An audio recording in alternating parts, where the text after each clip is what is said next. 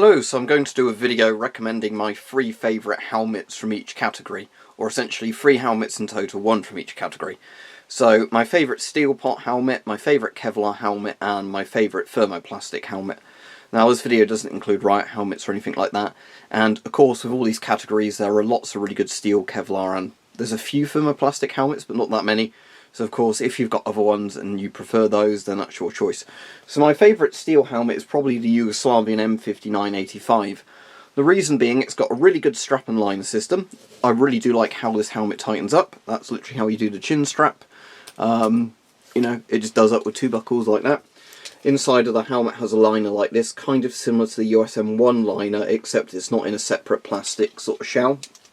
But this helmet, you can adjust head circumference with it, you can adjust height with it, and you can adjust, you know, how tight the chin strap is. This helmet works very well with most respirators I've tried it with, so there's no issues there. Visually, this helmet, sort of style design wise, is basically a German M40 style helmet that's just been sized down a little bit. So it's a bit lighter than that, but offers actually a better level of protection. When I've watched videos of these being shot, these Yugoslavian helmets typically can withstand 9mm and 45 ACP. It seems to be hit and miss whether a Tokarev round goes through it or not, so obviously you wouldn't want a steel helmet to protect you from a Tokarev round, because most helmets do fail on that. But these Yugoslav ones seem sort of like that on that. But for just general head protection from shrapnel and pistol rounds, these should do alright. Again, I was going to say, you know, like, the steel helmet is probably like the cheapest thing you'd ever want to go with for head protection in this sort of regard, especially because some of these are quite old now. You know, I mean, with these you can tell that the steel hasn't aged particularly badly because there's not any rust or anything like that with it. With Kevlar and things like that, you do have to be careful that they've been stored properly, because obviously they do lose a lot of protection factor if they've not been looked after very well. But yeah, the Yugoslavian helmet I think is excellent as sort of a steel pot helmet. As I said, it's got a very good shape, you know, it works for most masks, and you can't really fault it. It's not too heavy, and it gives a very good level of protection. You know, all in all, I really like this helmet. Okay, so now let's go for the Kevlar helmet. So I'm going to choose a British Mark 7 for this. So basically, this is the helmet Britain replaced the Mark 6 series with. So the Mark 6 series is a bit of a weird helmet. Basically, Britain had a helmet that replaced their steel pots called the Mark 6. Now the Mark 6 was kind of a bowl-shaped helmet, and it was made from ballistic nylon as the sort of filler in it, rather than being Kevlar. Now the problem was that ballistic nylon isn't actually very good at protecting you in a helmet if there's not very much of it. It's alright in a flak jacket, but not very good in a helmet. So they had to do a stopgap helmet called the Mark 6A, which is basically the Mark 6 filled with Kevlar rather than ballistic nylon. The Mark 6A was alright, you can sometimes get them cheap, but you know, there's nothing to write home about it. It had some issues with its shape as well. Particularly, supposedly, the Mark 6 was a pain in the ass if you were trying to lay down, use an L85's rifle sight while you had a backpack on or body armour on. Apparently it was caused the helmet to sort of ride up and push down on that. So that was one of the things they fixed in the Mark 7. So the Mark 7 is a Kevlar helmet. It's a very chunky Kevlar helmet, but these are pretty renowned for saving quite a lot of lives with just the overall sort of quality of them. So a lot of people think the design of these looks silly, but I think they're generally pretty cool. Just because, you know, I'd rather have a helmet that looks a bit silly, like an East German M56, and it gives you a good level of protection, than something, you know, that looks cooler and then something goes straight through your head. So again, these fixed most of the problems with the Mark 6s, especially, you know, the Mark 6A, because obviously better level of protection than the Mark 6 and Mark 6A, due to being a slightly bulkier helmet, but it was contoured better, so it was slightly more comfortable and didn't interact with equipment as much, or interfere with equipment as much.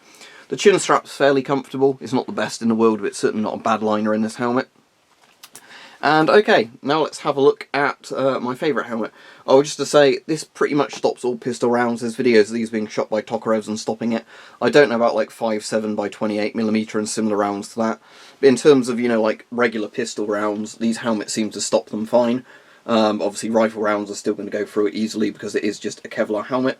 These turn up on eBay in the UK for generally £50 to £100 sort of price range. But obviously go for one in good condition if you actually wanted to use it for protection. Right, and then my favourite helmet out of the lot, as you can probably guess, is the modern British Virtus helmet, or Cobra Battle Skin Revision 2 as its proper name is called. But basically this is a licensed copy of the American ECH with a slightly different liner on it. So this is a thermoplastic helmet. The main advantage is it's basically lighter than Kevlar. and it offers better protection, so it's just a win-win. So basically, this is a similar weight, in all honesty, to the steel helmet, I would say.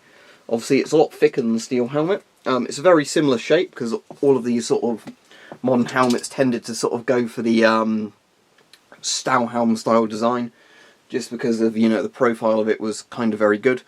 And yeah, there's not much to say about this. It has a thermoplastic filler, which is something like ultra high molecular weight polyethylene, whatever they call it. Very, very tough stuff. There's videos of these being shot on YouTube, and they hold up fantastically well when being shot. Quite a bit of back face deformation, but you know, this will completely stop pistol rounds. A lot of rifle rounds these seem to stop. At what point it would stop a rifle round but it would kill you from your neck breaking or sort of trauma to the brain, I don't know. But just, you know, the sheer cool thing with these is the fact that, you know, 7.62 and things like that, rifle rounds are actually stopped by these helmets, even if your head would have a very bad day inside the helmet. These come with like a night vision mounting, sort of rhino type mount on the front. There's other sort of accessories that can be mounted on these. There are camo covers for them, which basically just have a hole cut in that bit for it. But overall, these are really nice helmets, very comfortable. The thing I love about these is that kind of bike adjustment style bit at the back. So you can just tighten that up and immediately, you know, it fits your head without having to mess about for ages adjusting bits in the liner. So overall, very good helmets, fit really well, very comfortable, you know, lightweight, and it gives you an insane level of protection. So there's my three choices, you know, one for a steel pot, one for a Kevlar helmet, and one for a thermoplastic helmet. With thermoplastic helmets, so as I said, there's pretty much just the ECH, and this is a copy of the ECH. I'm sure there'll be more thermoplastics coming out, but you very rarely get them kind of on the civilian market at the moment, because of how few military models there are that have been sold. Sort of off, you might be able to buy them straight from some of the manufacturers, but I imagine they charge you like $500 to $1,000 or pounds a helmet or something. So you're best waiting for them just to turn up as surplus. But there you go. So very, very good bits of equipment, really cool. And they'd be my choices, but don't forget there are plenty of other good steel and Kevlar helmets out there. Just do a bit of research before you get them, because there are some helmets that had known, you know, issues, and sometimes that was the reason they got surplused in big numbers, was because there was kind of design flaws in the helmet that made them not really suitable for use. But, you know, if you just want one as a civilian for just general head protection, you know, going up to different sort of threats, any of these should be pretty good choices.